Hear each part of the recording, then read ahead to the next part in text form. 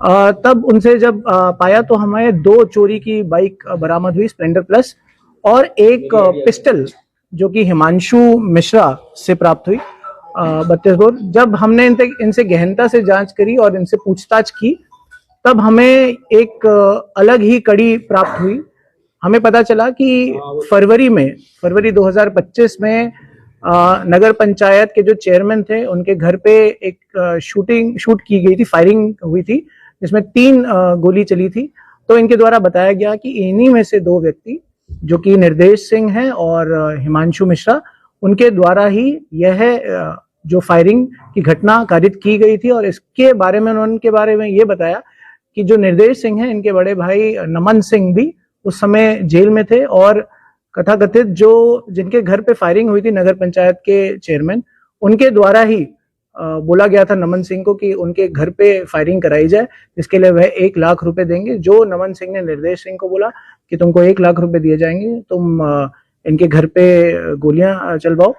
तभी निर्देश ने हिमांशु के साथ ये प्लान किया और पाया कि 50-50 हजार हम शेयर करेंगे, और उन्होंने 23 फरवरी 2025 प्रातः 5:30 बजे नगर पंचायत के चेयरमैन है संजय कुमार जायसवाल, उनके घर पे 3 गोलियां चलाई और यह पूरी घटना कारित करी है। तो ये बहुत बड़ा खुलासा है।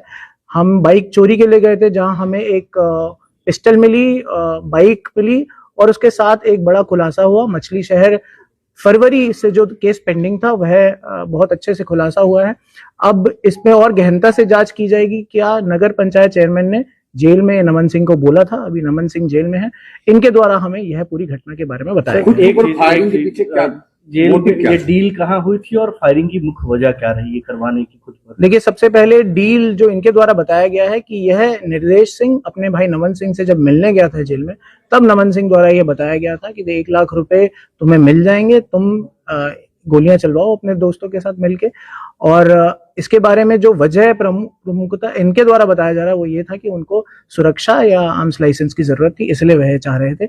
उनके भाई के साथ विवाद चल रहा है। चेयरमैन साहब कोई बात हुई कि इस तरह से जब मामला आ रहा है उनके ऊपर खुद? देखिए, कल रात में ही यह पूरी घटना हुई है। उसके बाद इनसे पूछताछ हुई है। आज हम इन्हें दाखिल करेंगे और आगे की विवेचना में अब हमारी जिम्मेदारी है कि हम चेयरमैन से सवाल करें इसके बारे में, और वह उसके बारे में आगे बढ़े। अभी कोई कार्रवाई होगी?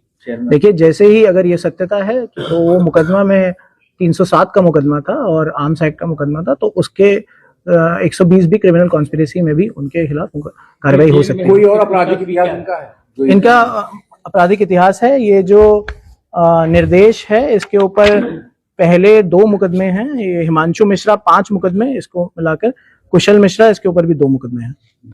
तो हमारे पास से 3 बाइकें बरामद हुई हैं, 2 स्प्लेंडर प्लस, जिनके ओरिजिनल जो ओनर्स हैं उनको चिन्हित करा जा रहा है। एक को चिन्हित कर दिया गया और उनको उनकी बाइकें सौंपी जाएगी। उसके साथ जो पिछले घटना में जो बाइक थी वो भी बरामद हुई है, यामाहा FZ। जो पिस्टल से गोलियां चली थी वो भी हमारे द्वारा बरामद हुई है। और पूरा पिछले 307 का जो फरवरी का केस है, वो पूरा का पूरा उसका एक बड़ा खुलासा हुआ है। किस तरीके के मुकदमे इनके पुराने हैं? देखिए, ये जो मुकदमे हैं, ये मारपीट के भी मुकदमा है, 307 का भी मुकदमा है। तो मेजरली मारपीट 307, और जैसे कुशल मिश्रा है, इसके ऊपर लड़की को भगाने का भी मुकदमा है।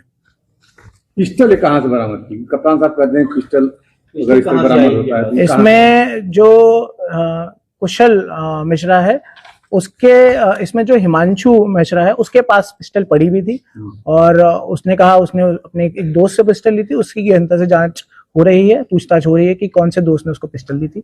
हमारे द्वारा एक दबिश भी देने का इसमें रात में प्लान हुआ था, और आगे भी हम लोग कार्रवाई करेंगे। धन्यवाद।